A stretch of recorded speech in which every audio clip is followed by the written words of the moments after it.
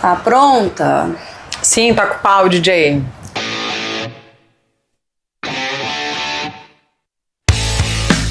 Sessão nada ordinária está declarada aberta hoje. Tudo que é bom, a gente repete, né? Então, tô aqui com a minha parceirinha de caos, Suiane Freitas. Às vezes eu tenho até um pouco de medo dessa parceria ficar cada vez mais próxima, porque pode ser um pouco caótico para um de nós. Mas, hoje aqui a gente vai falar sobre outro assunto. A gente falou sobre prog no nosso episódio piloto, né? Mas hoje a gente vai falar sobre outra vertente, porque essa mulher é muito multifacetada, né? Ela é flex, né? Flex 1.0. Tipo atleta híbrido. Tipo, exatamente. Que também sou. Que também é, né? Com certeza. Mas no caso do híbrido, é mais álcool que atleta do que... Enfim. Tudo bem, vamos deixar em off. E deixa em off. Mas hoje a gente vai falar um pouquinho sobre marketing de influência, né? Eu acho que o marketing de influência, ele já ganhou um espaço muito grande. Agora... Cenário caindo. Se balançar. Casada com um produtor, né? O pai dos gêmeos. Então ela... Deu tudo certo. Tudo certo. Então, como eu vinha dizendo, o marketing de influência, ele ganhou um espaço muito grande no mercado. Hoje ele tá ali um pouco passando por uma mudança, né? Eu acho que na época que eu lembro que eu comecei a acompanhar um pouco do marketing de influência, da contratação de influenciadores, a gente olhava muito o Media Kit para ver, né? Quantos seguidores, quantas curtidas, quantos comentários, a gente avaliava muito por isso. Mas a gente tá passando por uma mudança, né? Primeiro queria agradecer o convite. Tanto ela se convidou. O podcast está bombando, né? Com vários convidados, então eu adorei que eu voltei. Porque o piloto a gente fica ali, será que vai ser bom? Conseguiu! Ou seja, foi bom, tô feliz de estar de volta. Mas voltando ao marketing de influência... A gente passou, principalmente no Brasil, mas isso é uma tendência geral, né? Sim. A gente passou e tá passando por essa desmistificação de muitas coisas, né?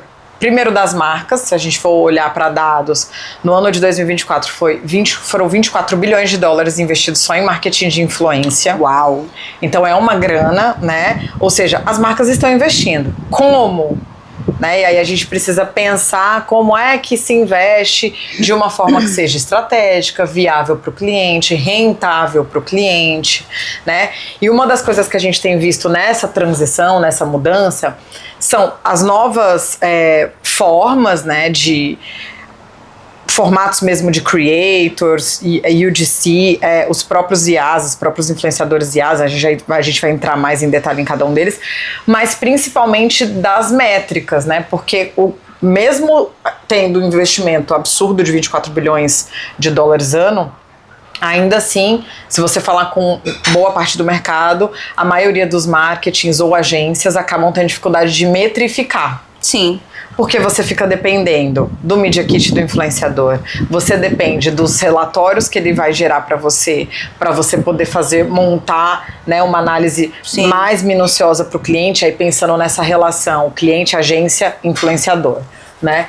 Então isso acaba sempre gerando isso. As agências de influenciadores, elas são agências dos influenciadores, ou seja, são agenciadores, ou elas são agências de marketing de influência? Tem esse movimento também. Meio nebuloso, né, nessa área. E tem uma parada que tu estava falando aí, da questão da dificuldade que a gente tem de metrificar, é que eu acho que isso parte de um antes, muito, muito antes da campanha em si acontecer, que é você contratar um influenciador certo, Sim. né? Porque muitas vezes as marcas, né, principalmente as marcas que estão começando a investir nessa área, eles contratam alguém porque acham que aquela pessoa vai bombar, que vai trazer um retorno foda, que vai não sei o que. Mas a marca precisa entender se aquele influenciador tem fit com o público dele, né?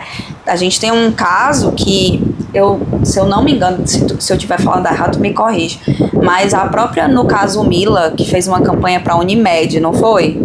E, tipo, parece que não rendeu tanto quanto deveria, porque o público. Exatamente. Né? E aí, primeiro ponto. Mila maravilhosa, resultados incríveis. Sim. Se você for analisar, e aí a gente usa plataforma para analisar, para não ter essa dependência das informações que o influenciador vai passar. Então, assim, lindo, assim, as métricas incríveis do ponto de vista do que ela entrega na rede social dela.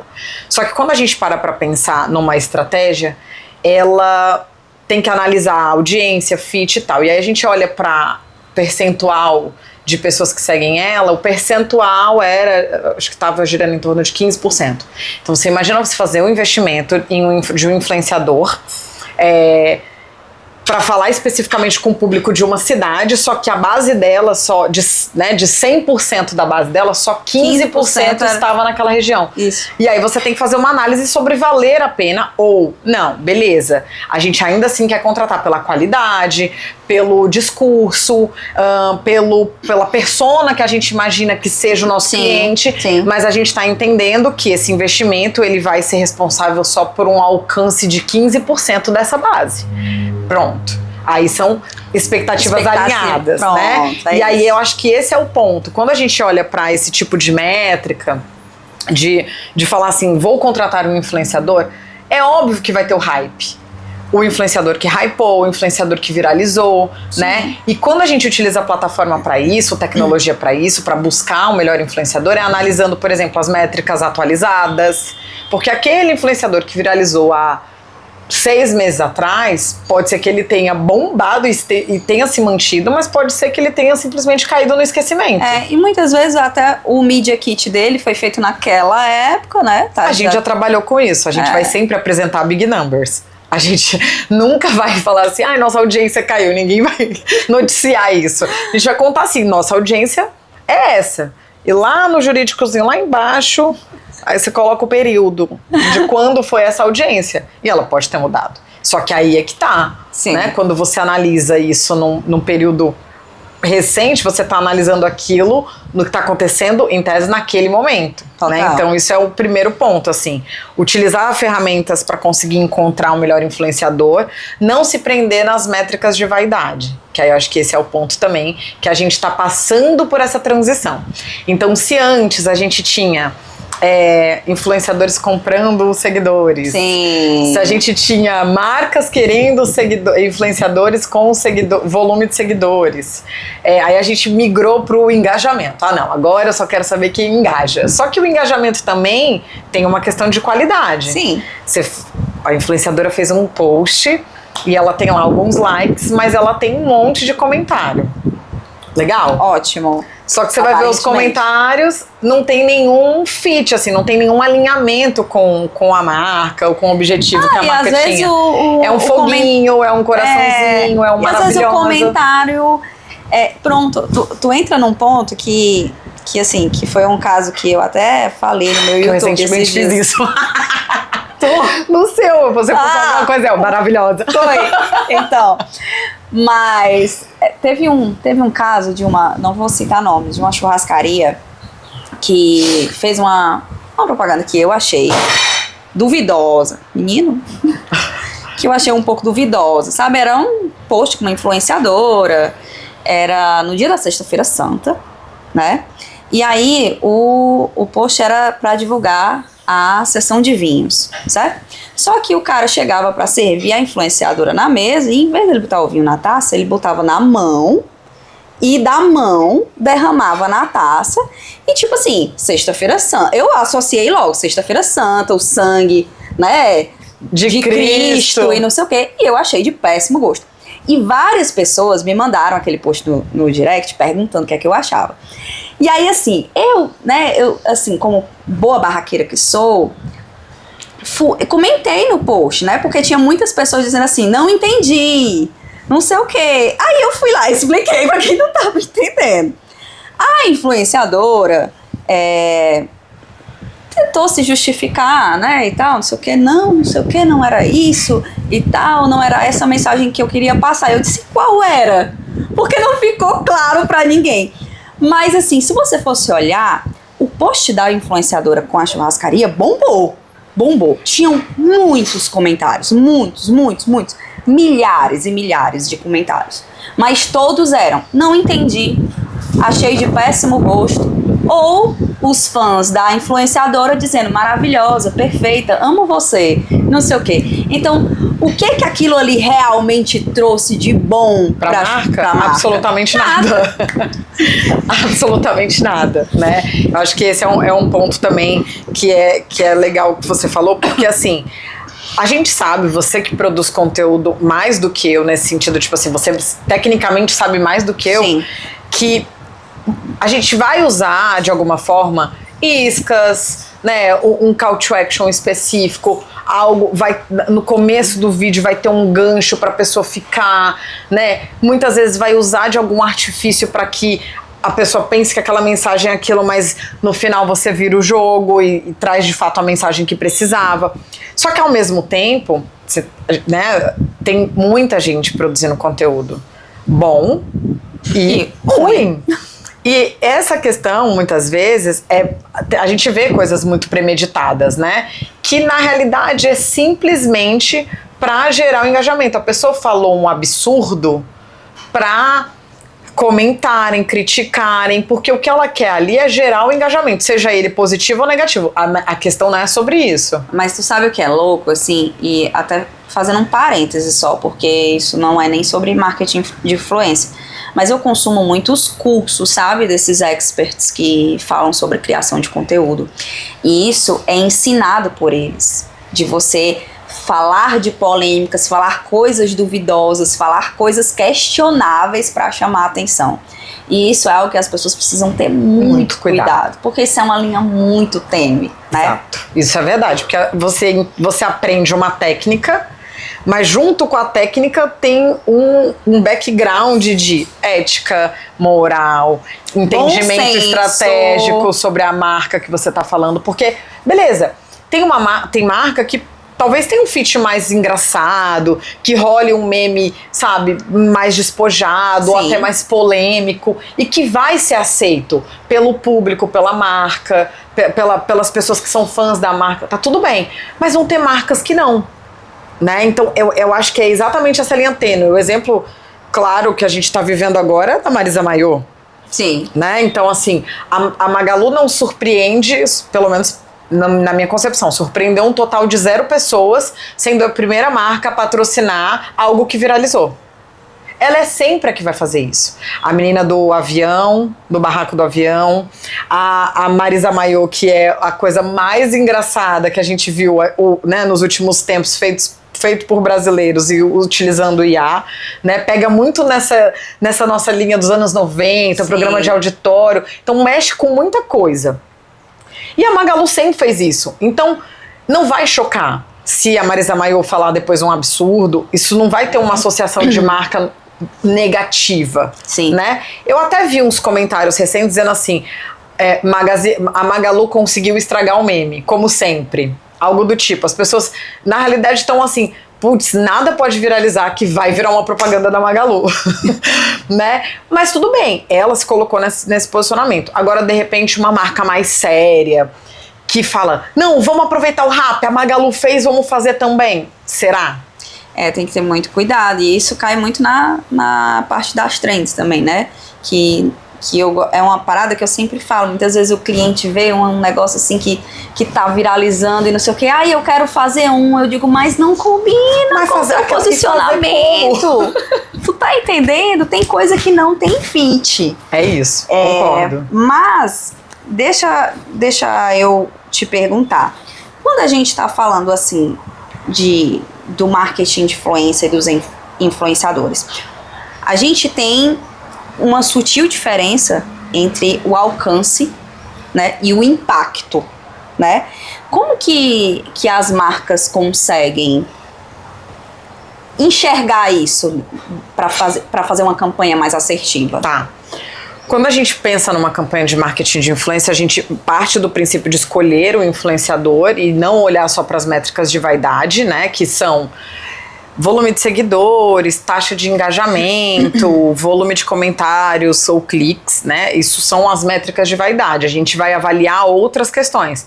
Fazer social listening para poder achar e entender o que estão falando desse influenciador naquele momento, principalmente se a gente está falando de influenciadores com alto volume de alcance, entender se houve algum ponto de conflito ético ou moral da marca versus o conteúdo que esse influenciador faz e analisar a qualidade do conteúdo. Feito isso, que aí a gente utiliza dois pontos, né? Tecnologia e capital intelectual mesmo. Gente pensando e fazendo aquilo. Quando a gente escolhe, a gente vai analisar qual é o tamanho do alcance. É uma campanha com 2 influenciadores, 3 influenciadores. Quanto eles vão alcançar? Então a gente consegue ter uma noção de volume de pessoas que alcança. Porque imagina, a Virgínia tem 53 milhões de seguidores, mas ela não alcança os 53 milhões. Então, com as ferramentas, a gente consegue entender qual a média de alcance dela mensal. Sim. Dos 53, ela tá beirando ali uns 13, 20% num mês ótimo, num mês bombástico. Num mês de CPI das bets. E aí, com essa lógica, a gente tem uma noção do tamanho do alcance da base dela. Isso é uma coisa, né? E a gente pode somar pensando, mesmo que tenha uma sobreposição, porque se você contratar a Virgínia e o Zé Felipe, vai ter sobreposição de audiência. Certo. Mas aí é alcance, né? E aí a gente vai analisar depois, eu tinha perguntado alcance e impacto. E aí o impacto depois que essa campanha acontece, a soma dessas métricas, né? Ou seja, o engajamento que essa publicação teve, o alcance que ela teve, né? Se ela foi uma publicação patrocinada, ela vai ter um alcance maior para fora da base, muitas vezes. Se for uma collab, ela vai ter um alcance para a base da marca e a base do influenciador. E aí sim a gente entende o tamanho do impacto, né? Sim. E faz social listening também para entender o que está sendo falado no momento que aconteceu aquela publicação. E engraçado você falar do social listening, que era uma coisa que estava aqui já na agulha pra gente falar, né? Que hoje ele tem sido um dos pontos fundamentais pra gente entender se um influenciador vai trazer resultado para uma marca ou não. Mas além do social listening, tem métricas que são novas métricas, né, que estão sendo utilizadas, como o engajamento real, né, o CTR, que não é tão novo, mas que tem sido mais utilizado, né, tem a parte de retenção, uma série de coisas que tem sido agregado nessas análises. Na tua visão, quais são as métricas que devem ser priorizadas para uma marca que nunca fez uma campanha de marketing de influência? Tá.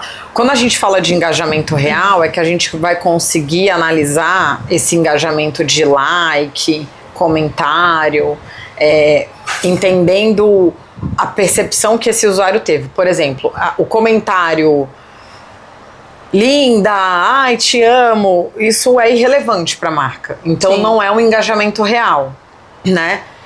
A análise de qualidade desses likes, no sentido de entender quem foram contas reais, não são contas reais. Partindo do princípio que lá no começo do planejamento você escolheu um influenciador já descartando esses que, né, não tinham uma audiência qualificada, você já não vai ter esse problema. O CTR a gente considerou e considera muito dentro das campanhas digitais de tráfego mesmo, né? Porque a lógica é um pouco diferente. Você imaginar que o usuário tá lá, scrollando, ele viu um influenciador que ele gosta, ele vai assistir, vai estar lá o link, clique aqui. Nem sempre esse usuário vai clicar e vai redirecionar para o site, para o e-commerce, o que quer que seja, para uma tomada de decisão. Pode ser que sim? Pode. Qual era a estratégia principal de análise disso? URL parametrizada. Hoje não precisa mais. Você consegue, ou o relatório que esse influenciador te passa desses redirecionamentos, desses cliques. Hoje não precisa mais disso. Dá para traquear a conta do influenciador e ter eu costumo, né, chamar que a plataforma que a gente usa é tipo um GA das campanhas. Então a gente consegue subir a campanha, fazer o traqueamento O influenciador tem que dar o opt-in lá pra gente conseguir acessar esses dados, porque são dados dele, né? A gente consegue acessar e a partir daí a gente vai metrificar aquela campanha, especificamente aquele post, né? Se é um story, enfim. E se vai ter o URL de redirecionamento, a gente vai conseguir entender se aquele impacto, aquela métrica que aconteceu dentro do Instagram foi redirecionada para analisar qual foi a audiência que gerou dentro do site, do e-commerce e tudo mais. Então, isso é uma das coisas que a gente já consegue fazer e que são muito importantes. Então, quando a gente fala de CTR em tráfego, já é muito simples na nossa cabeça. Mas quando a gente fala de CTR de marketing de influência, não era considerado porque era difícil de metrificar. Agora tem como, né? Acho que o caminho mais fácil era uma URL parametrizada, que ainda assim a gente não conseguia puxar 100% disso. Fora o comportamento, porque o usuário vai scrollar, não vai clicar, mas depois vai lá no e-commerce comprar porque viu a roupa da fulana e quer comprar a roupa da fulana. Né? Então, porque a jornada não é linear. Ou até muitas vezes para uma pessoa que está sendo impactada por aquele conteúdo na aba de Reels, por exemplo, que não conhece o influenciador, aí ele se interessa, segue o influenciador, e aí daqui a não sei quanto tempo ele volta, vai lá no link da bio, clica e tal, e aí ele fez outro caminho. Exatamente, que aí não tem como você saber. Nesse caso, a gente consegue entender a audiência que veio dessa conta, os seguidores desse influenciador. Então isso a gente vai conseguindo puxar e entender o real retorno que esse influenciador trouxe. Porque é exatamente esse sentimento que eu tenho quando eu falo pros clientes. Não, porque a gente contratou um influenciador tal, tinha não sei quantos milhões de seguidores, não deu retorno de nada. Aí a gente pergunta, mas como foi a análise de escolha? Partindo de que princípio vocês escolheram, como foi a campanha?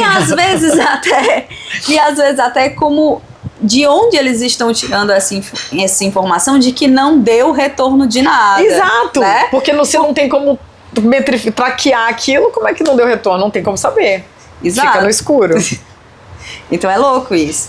E aí a gente já falou do fim das métricas de vaidade, né? Mas a gente pode também ir para um lado agora de falar um pouquinho mais da mudança que está tendo, daquela pegada de views, né? Tipo, views e agora construção de comunidade, né? Eu acho que desde a pandemia, mais ou menos, que eu escuto muito alguns players falando de construção de comunidade, mas isso está ficando mais real, mais palpável, mais visto agora, né? O que um influenciador, o que indica hoje que um influenciador tem uma comunidade bem construída? Tá. Eu acho que quando você vai analisar esses dados, principalmente, você vai entender que as taxas de engajamento, a gente tem lá uma outra métrica que é o volume de produção de conteúdo que ele tem num período, né, versus o tamanho do alcance e o tamanho do engajamento. Com essa informação, a gente consegue entender se ele está com uma boa métrica ou não. É um score que foi criado para isso, que vai de 0 a 1000. E isso dentro da plataforma que vocês utilizam. E aí a gente consegue analisar, porque como a plataforma só vai puxar informações de 90 dias, isso vai sendo atualizado dia a dia, exatamente porque se ele teve uma queda de engajamento, se ele parou de produzir algum conteúdo, se ele foi cancelado, sei lá. Alguma coisa aconteceu, a gente vai conseguir ir acompanhando isso em tempo real. Em tempo real, ótimo. E aí, ali a gente vai conseguindo entender se ele tem essa questão. E óbvio, tem que fazer análise do conteúdo que é publicado. O que a gente tem percebido muito? Os influenciadores que são... Não tem como se construir uma comunidade com 53 milhões de seguidores. Não existe. Aí não é uma comunidade, é uma metrópole, uma megalópole, entendeu? Quando a gente parte do princípio de comunidade, é uma relação comunitária. É como se mesmo que essa pessoa não esteja fisicamente naquele lugar, é como se ela estivesse para aquelas pessoas que seguem. Essas pessoas gostam, admiram, acompanham. E participam, né? Participam, tem um engajamento real. E aí a gente tem que olhar alguns comportamentos. Geralmente são nanos e micro influenciadores que têm essa melhor construção de comunidade. Geralmente são criadores de conteúdos que estão focados em determinados nichos, maternidade, serviço social, agro, vai do pinico à bomba atômica, vai desde tem uma moça, acho que do Mato Grosso, é uma senhora, gente, ela é maravilhosa, ela mostra o dia a dia dela, é tipo daily.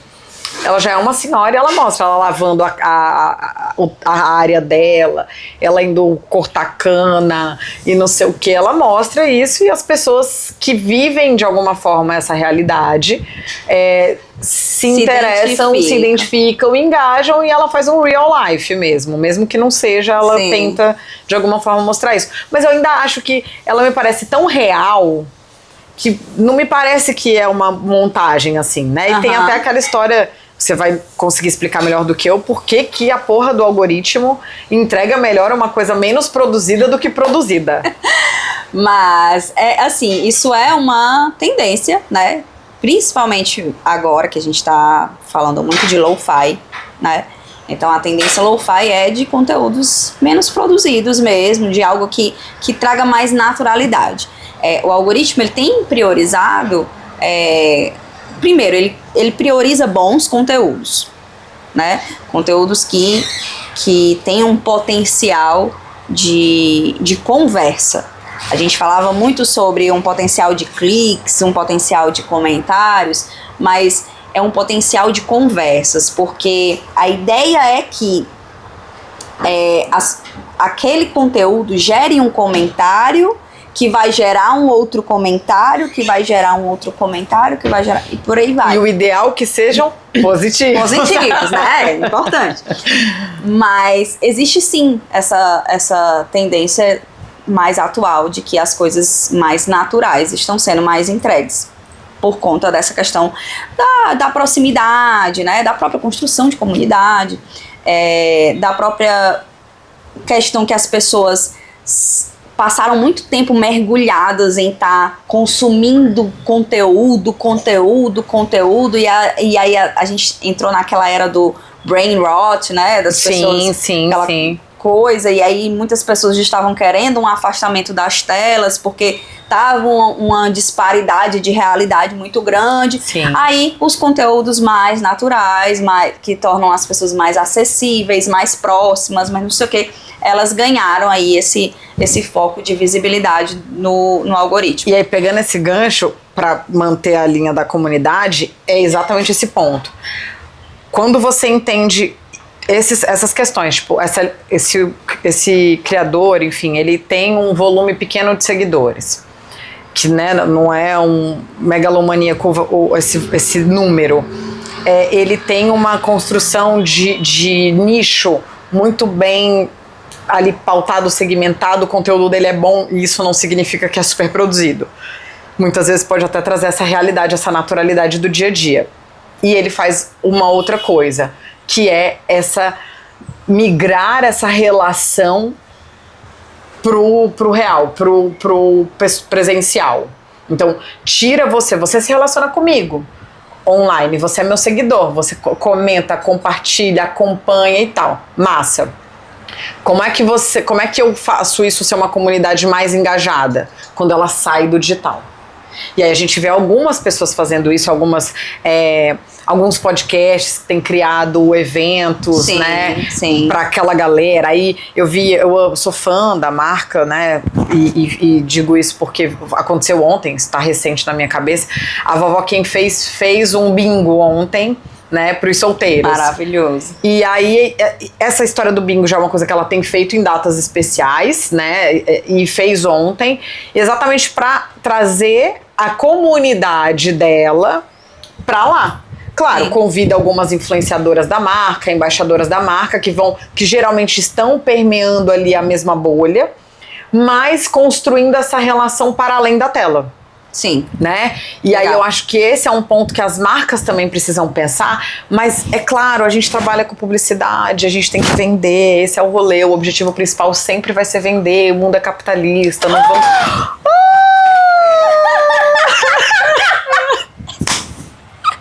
Eu achei que ia cair em mim. Ai, meu Deus. Tá tudo caindo. De gravação. E eu não vou nem cortar isso, não. Vou Deixa aí. Deixa aí. Real life, Real life. Conteúdo, tá aí o conteúdo natural que vocês Conteúdo queriam. natural. O assistente aqui que ajudou a colocar o tá, negócio pra cá. Ih. Deu bom. É isso. Vida real é assim, gente. É desse jeito. A gente, quem sabe, faz ao vivo. Mas voltando. E aí meio que Fofó quem fez isso, e eu acho que a lógica é essa, as marcas precisam fazer isso, mas pensando nessa relação. Sim. E a gente isso é um reflexo do mundo pós-pandemia. Sim. É um reflexo, a gente ficou muito online.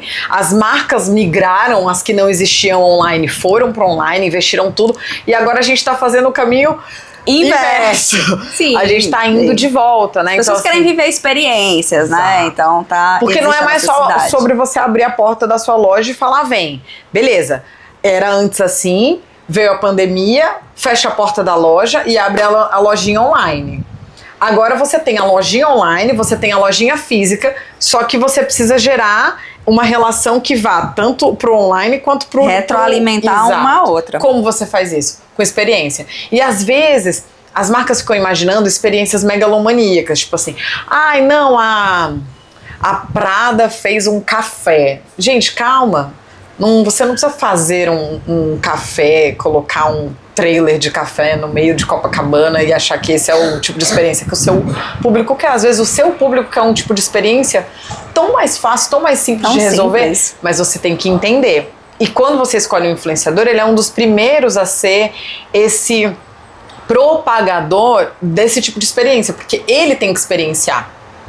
E ele tem que falar assim, olha gente, eu tô aqui fazendo isso, com essa experiência. E isso faz com que as pessoas engajem. E o melhor, engajem fora do digital. Total. Porque se o bingo ontem estava lotado, foi um trabalho de entendimento e construção de comunidade. Então acho que... e existem outras marcas, né, que fazem isso também, a After Hype também. Sim, faz muito bem. Mas se a gente pensar um nicho que nasceu na pandemia, desses micro-influenciadores que eu acho que viram uma comunidade muito forte. Não sei se você chegou a pegar isso, mas tinha gente que criava o Instagram do apartamento. Sim. Lembra? Sim. Nossa, eu tenho amigas que têm Instagram do apartamento que tem milhares de seguidores. E as pessoas super engajadas. Obra, eu tenho um casal que abandonou tudo e comprou um terreno na praia e começou a mostrar o reality da construção da casa. E isso engaja mesmo as pessoas, só que ótimo. E as marcas podem surfar nessa onda. Eu ia falar, só pra gente finalizar a comunidade, a gente tem aqui em Fortaleza o All Carlin. Ele tá bombando, ele já deixou de ser micro e nano, mas eu acho muito legal, quando a gente pensa também nessa construção de comunidade, é que ele faz um conteúdo zero produção, ele na bicicleta dele com o celular e sai pedalando pela cidade gritando, cadê o menino? Sim. E não sei o quê. Ele sendo ele, de fato. Só que isso gerou uma identificação tão forte com um determinado tipo de público, que são as pessoas comuns. Sim. Que vivem nos seus bairros, né, que trabalham em determinados lugares. E que passam no lugar perguntando, cadê o menino? Exato. E o Carlinho passa e fala com todo mundo. E todo mundo responde. Então é uma relação de via dupla. A diferença é que ele televisiona isso. Né? É muito engraçado, porque teve uma vez que ele passou na porta de um cliente meu, sabe? Aí ele passou gritando, cadê o menino? Aí ele, meu Deus, o que é que tu tá fazendo aí?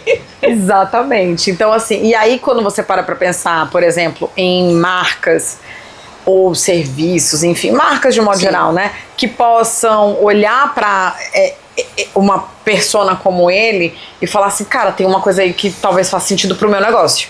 Não pra todos. óbvio. Ele não vai poder ser o influenciador da Vovó Quem Fez. Porque não vai ter feat. Mas, de repente, para algum tipo... A gente sugeriu ele para algumas campanhas que, né, acabou não rolando, mas o cliente optou pelo hypado, mas eu sempre olho para esses pequenos detalhes também, do tipo assim, cara, ninguém vai conseguir ver o potencial que talvez esse influenciador tenha, né? E eu acho que esse é um ponto também, que aí a gente entra no lugar, na posição também desses novos que não são influenciadores, mas que são os consumidores da marca, que produzem conteúdo. Que são o GC. E o GC, né? Eu falo GC. É o GC. O GC. O GC. O GC. A galera fala em inglês, eu falo em português. É porque é User Generated Creator. Creator? Content. Não sei. Alguma coisa assim. Dá um Google aí, pergunta pro ChatGPT. Mas assim, eu falo em português, o GC, né? E realmente eu acho que eu tenho visto muita gente falando sobre esse novo formato, e eu tenho visto pessoas do meu ciclo, né, começando a produzir alguns conteúdos assim.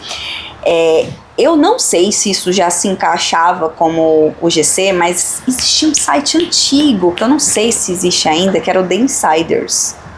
E ele fazia, tipo assim, você fazia um cadastro. Não, é da Insider, da marca.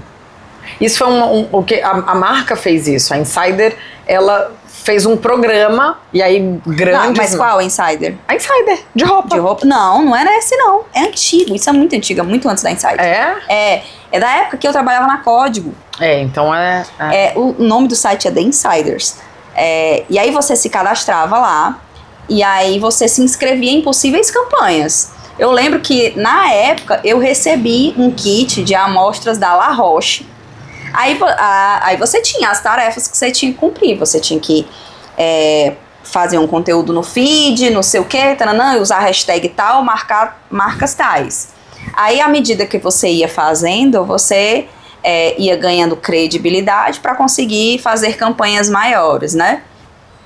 E hoje esse site ainda existe, até hoje eu recebo newsletters deles. Mas eu acho que esse movimento de UGC, ele começou lá atrás com isso aí, assim, entendeu? Sim. E eu nem fazia ideia, né? E quando as pessoas começaram a falar sobre o UGC, aí eu fiquei, rapaz, mas parece tanto com aquilo lá, aquele negócio. Eu acho que eu já fiz isso aí, entendeu? Mas é uma tendência muito forte, né, do mercado hoje, porque assim, eu vejo que muitas pessoas acabaram meio que deixando de consumir um produto porque um influenciador grande falou, porque alguns perderam um pouco a credibilidade. Mas se fulana, que é minha amiga, que eu conheço, se ela tá indicando, é porque deve ser mesmo. Exatamente. Então eu acho que o GC nasceu aí dessa... Exatamente. Lógica. E muito dessa demanda também esse creator, ele experimentar, né?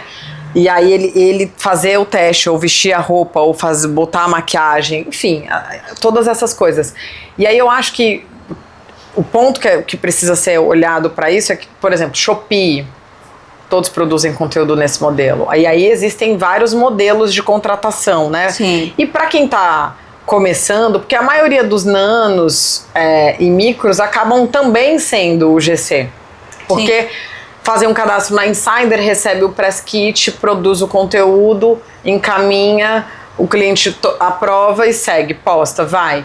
Então, e vai, né, legal, a partir daí você tem um código de desconto, todo mundo que comprar no seu código, isso reverte em grana para você. Aí cada um tem um modelo, mas isso tem funcionado, e principalmente as marcas de moda e esses grandes e-commerces têm feito isso, assim, tipo, Shopee faz muito, tem os GCs que criaram as contas próprias, né? Tipo, achadinhos da Shopee. Sim. Achadinhos da Shein, né? Achadinhos de não sei, isso é uma conta específica que ele faz o cadastro lá na plataforma, tem o linkzinho lá, ele cadastra aquela conta e ele fica fazendo lá, inclusive sem aparecer, que é né, também um modelo que às vezes a pessoa fica, eu não sou um influenciador, eu não sou uma... não, eu quero mostrar coisas, fazer demonstração do produto sem necessariamente isso estar ligado à minha pessoa. Que eu conheço.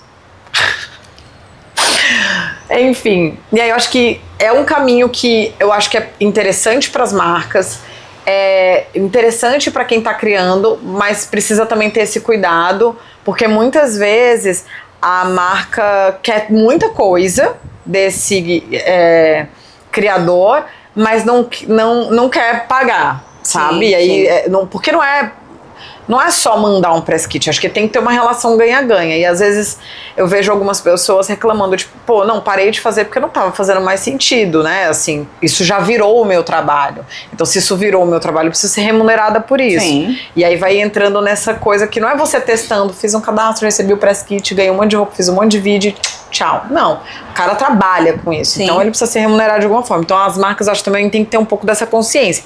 E quem não trabalha com isso, marcas que não trabalham com isso, pode ser um modelo de você construir sua própria base de influenciadores, né? Porque a partir do momento que esse criador, ele tem fit com o que você está vendendo, você faz um teste com investimento até menor, porque você manda o produto, ou enfim, Sim. faz ele ter uma experiência com o serviço, funcionou, rendeu, contrata. Show me the money, entendeu? É meio Total, que isso. Total. E eu acho que a gente, falando muito dessa parte dos creators, né? Eu acho que não dá pra gente não falar do TikTok.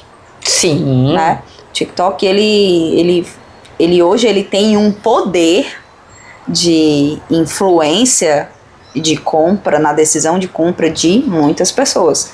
Tanto na questão de as pessoas mostrando um produto, mostrando um restaurante que foram, mostrando sei lá, qualquer que seja. E agora a gente tem a questão do TikTok Shop, né? E como que isso tem afetado o mercado do marketing de influência? Ainda não tá funcionando, né, aqui. Então vai ser uma novidade.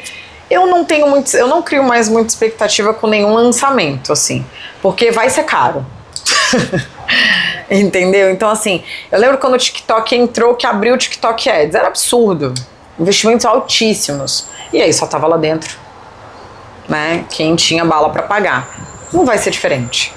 Como tudo, é assim, vai ter essa primeira régua de corte, depois muito provavelmente vai abrir, mas a gente ainda vai ver isso muito dentro de grandes empresas, grandes marcas fazendo, sabe? Sim. Então acho que não é uma coisa que cria uma grande expectativa, mas acho um ponto ótimo quando a gente para pra pensar que vai encurtar a jornada. É genial pensar que você não vai sair do TikTok para efetuar sua compra. É genial pro influenciador que não vai ter evasão de audiência, pro TikToker que está produzindo conteúdo, para a marca também. E é genial para quem criou o TikTok, que é cada vez mais as pessoas fiquem lá dentro e não saia dela. Então, assim, como isso ainda vai ser traqueado, como é uma coisa nova, a gente ainda vai começar a entender fazendo. Né? Como que a gente vai conseguir acompanhar essa conversão esse tráfego que não é tráfego, porque não é uma plataforma própria. Você não vai ter ali, diferente do Instagram, quando você clica no link, ele abre dentro ali. Sim, sim. Não é aquilo, você consegue simplesmente clicar. Ela tá ali mostrando e você clica e compra e vai, tipo, é como se tivesse um carrinho lá dentro. Entendeu? Mas o TikTok já faz isso. Ele tem esse potencial de influência porque, por exemplo, eu não sou TikToker. Eu realmente consumo por livre e espontânea pressão mesmo. Mas ele tem essa coisa do incentivo. Você fica mandando incentivo. Eu vejo a Isabela fazendo muito isso. O fulaninho te incentivou. Tudo isso é para você ficar lá dentro e não sair, porque você vai criando essa comunidade online, os seus amigos, mas muitas vezes não amigos, né, só amigos online, e consumindo aquele conteúdo e principalmente comprando aquele conteúdo. Só que se antes você saía pra comprar, e aí em algum momento você fala, mas depois eu vejo isso, porque é um comportamento meio que padrão, hoje não. Vai ser num clique. Entendeu? Isso é foda. Vai ser num clique. A lógica de compra das coisas está mudando muito rápido, né?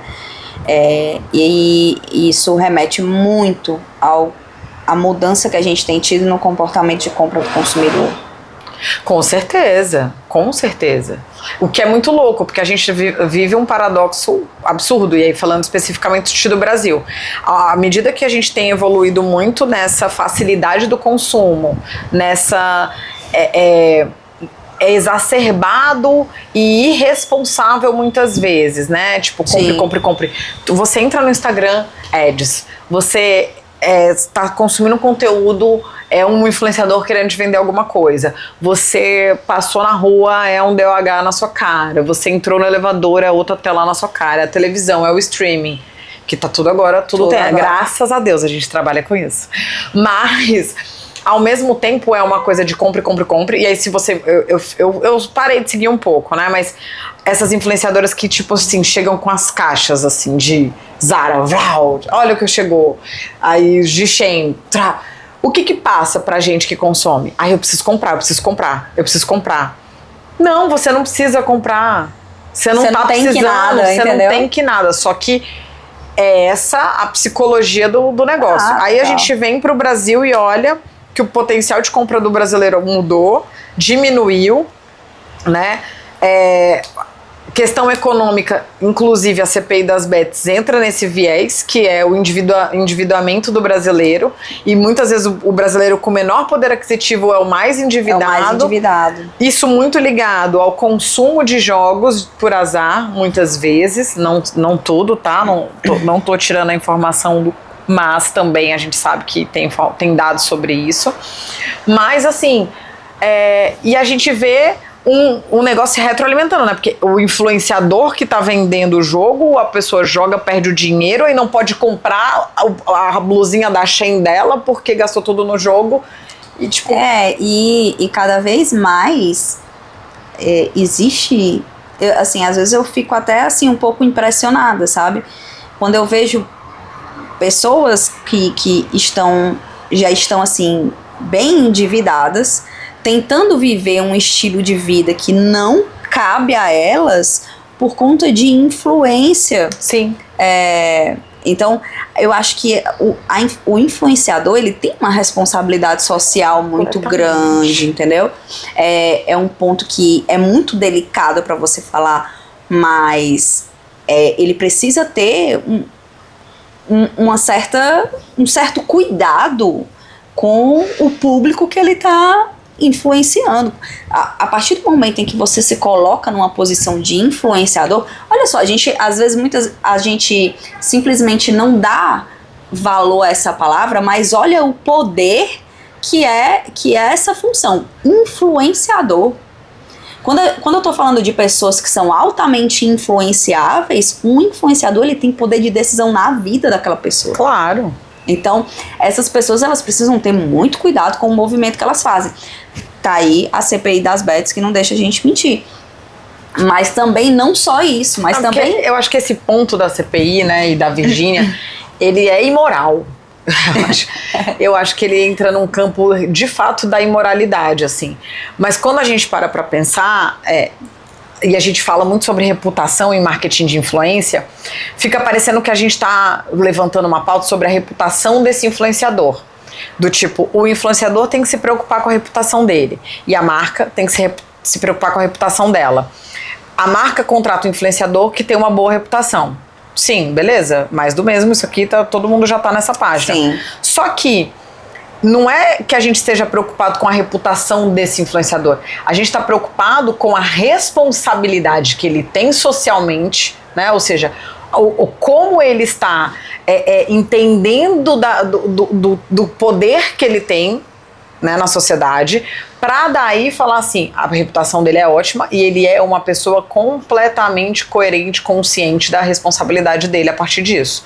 Ótimo. Porque tem um monte de gente que tem ótima reputação, mas não significa dizer que é consciente do que está fazendo e falando, total, muitas vezes. Então acho que esse é um ponto também que é importante olhar para a reputação dentro desse viés. Eu acho que ontem eu até comentei com uns amigos falando assim, mas a gente passou da era do pós-cancelamento, porque todo mundo já foi cancelado, né? Sim. Estamos na era do pós-cancelamento. Mas, por exemplo, você contratar um influenciador que teve algum problema de reputação é muito caro. é muito caro para a marca, não, né, assim, é caro para o influenciador, mas é caro para a marca que contratou. E quando você pensa nos micros e nanos, como o potencial de alcance dele é pequeno, essa rusga, esse problema que pode vir a acontecer também é de uma proporção menor. Sim. Então é mais fácil de ser controlado. Quando você pensa assim, eu vou contratar a Anitta,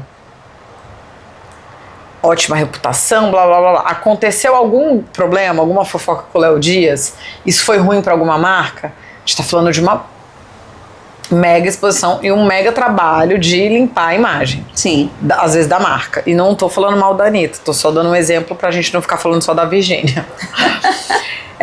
Mas você contratou um outro pequeno influenciador, ou 10, ou 50 pequenos influenciadores, que na soma da base pode ser que seja equivalente à base da Anitta, aí a gente tá falando que não é possível que os 50, que os 100 vão dar problema de reputação. Então você vai conseguir ali resolver aquele pequeno problema por causa da proporção dele. Então por isso também que eu sempre olho para isso. Claro que, gente, vai ter campanha que vai precisar de um canhão mesmo, vai precisar de um tiro de canhão com a Anitta, com Virgínia, com quem quer que seja, que tenha grandes números. Mas vão ter estratégias que vão precisar de sustentação. E como é que você sustenta? Dando um monte de tiro de canhão toda hora? Não vai rolar. Impossível. É isso. E aí a gente acabou já falando um pouco sobre quando vale, né, associar ou não a sua marca, né? Mas tu falou de sustentação. Como que hoje a marca consegue entender se o influenciador micro, nano, se ele tem não só uma reputação boa, mas ele tem um poder de sustentação legal para uma campanha? Isso é uma coisa que ainda é difícil. Assim, o que a gente pode analisar muitas vezes é histórico, né? Ou seja, entender, ver essa curva de crescimento dele, se ele, por exemplo, a gente consegue analisar isso.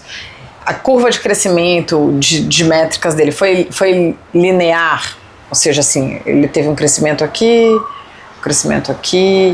ou não, foi exponencial. E isso a gente também consegue ver, tipo, quem tá com crescimento acelerado, porque viralizou por algum motivo, Sim. porque tá conseguindo, encontrou o caminho, encontrou o nicho, encontrou a comunidade, o formato, tá dando certo, e ele vai para um crescimento exponencial. Aí a gente consegue ter um pouquinho de noção se ele tem, porque às vezes a gente vê uma curva assim, esse cara viralizou, na sorte, e caiu. Então, ele já é um ponto claro de que talvez ele não seja um bom nome para dar sustentação para a mensagem que a gente quer passar. Sim. Né? E aí a gente vai olhando também para isso. Apesar de também, mesmo olhando para esse dado, vai depender muito também disso. Porque às vezes é complexo essa conta, porque o influenciador ele precisa ter muito fit com a marca. Que foi aquele caso que a gente falou, por exemplo, da Mila. Tinha fit com a marca. Não é que não tinha fit, a escolha não é uma escolha errada. Mas naquele momento, pro tipo de análise e de métrica que o cliente estava querendo, não fez sentido. Mas eu não acho que de todo não tenha sido interessante. Então, é meio que isso. Às vezes o influenciador tem tudo a ver com a marca. Mas o cliente está esperando uma métrica que ele não vai conseguir entregar. Isso. Né? Isso. Ou aquele outro...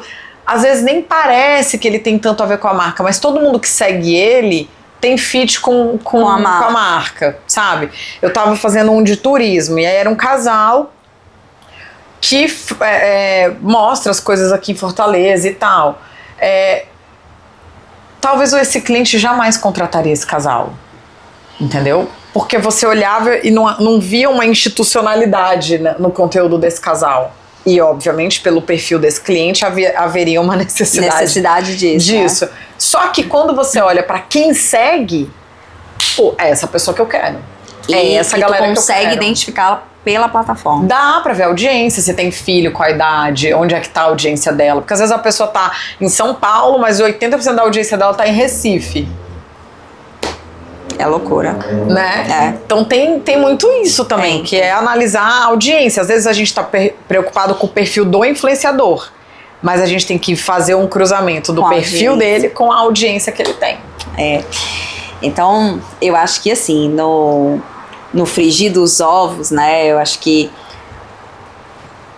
as pessoas, elas devem começar a tirar um pouco o olho daquelas métricas de vaidade, né? Tirar um pouco não, tirar bastante, tira bastante. E começar a olhar para esses pontos mais específicos.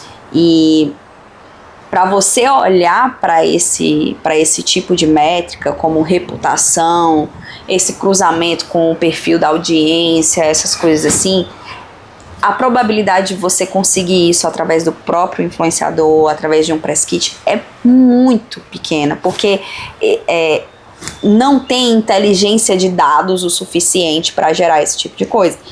Então, vou abrir para tu fazer um jabá, né?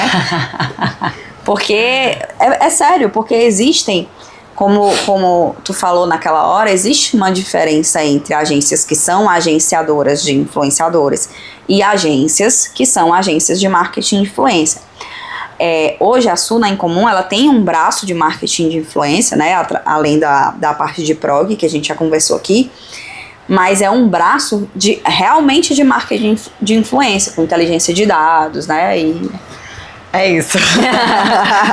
Na realidade, a gente não agencia, né? Nós não temos influenciadores na base. A gente tem uma base inteira de influenciadores cadastrados na plataforma que a gente consegue analisar e montar um planejamento. Então tem um caráter muito mais estratégico mesmo do que comercial, ou seja, de contratação ali, né? Eu quero esse influenciador, e esse, quanto é que ele... Não, a gente utiliza a tecnologia para entender o briefing do cliente, buscar o influenciador que faça sentido, apresentar um planejamento para esse cliente com todos os influenciadores, com todos os dados, com todas as métricas, olhando para cada ponto, para cada tipo de conteúdo que pode ser.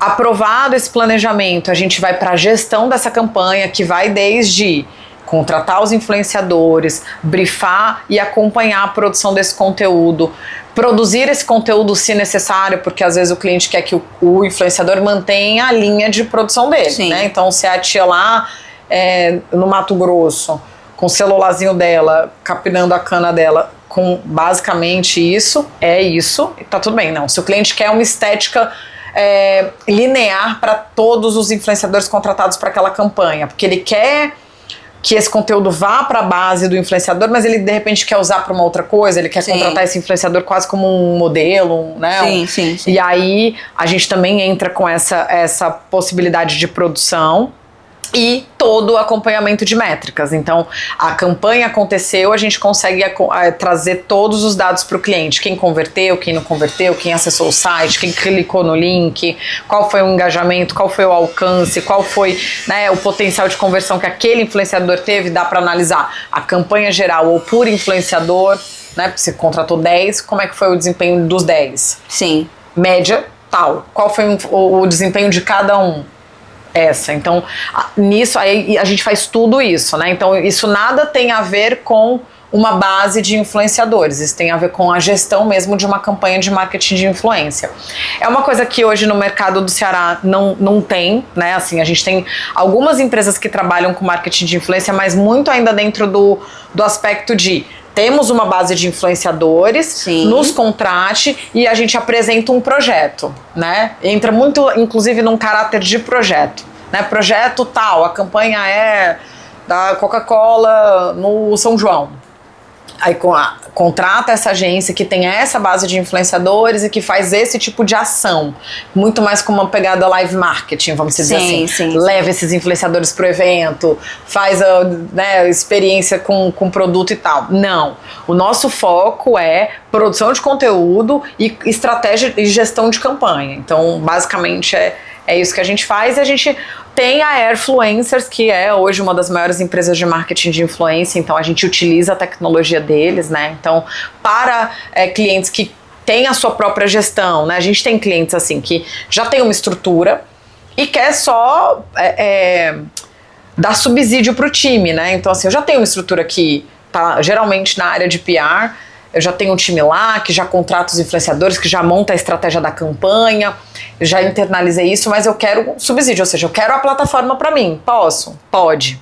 Então Então você tem acesso, você vai contratar como você contrata qualquer coisa, ClickUp, ChatGPT, enfim. Sim. Você contrata, paga uma mensalidade e acessa essa plataforma para fazer a gestão da sua campanha. Isso tem um viés muito forte para clientes que já trabalham muito com marketing de influência e querem otimizar o tempo. Né? E para agências que estão abrindo esse braço, né? Agora, não, eu não tô internalizando isso, não tenho time, não tenho capital intelectual, mas quero fazer uma campanha de marketing de influência. Aí a gente entra usando tecnologia, mas também fazendo toda a gestão. É isso. É isso. Pois, minha querida, gratidão por mais esse papo. Se você assistiu até aqui, se inscreve no canal, deixa um comentário e me diz se você está investindo em marketing de influência ou não, se ainda é algo que você vai fazer, coloca aí pra gente entender melhor. E comenta também o que é que te faria contratar um influenciador hoje, na tua opinião, principalmente depois de você ter assistido tudo isso aqui. É isso, né? gente. Obrigada. Obrigada. Obrigada, amiga. E até a próxima.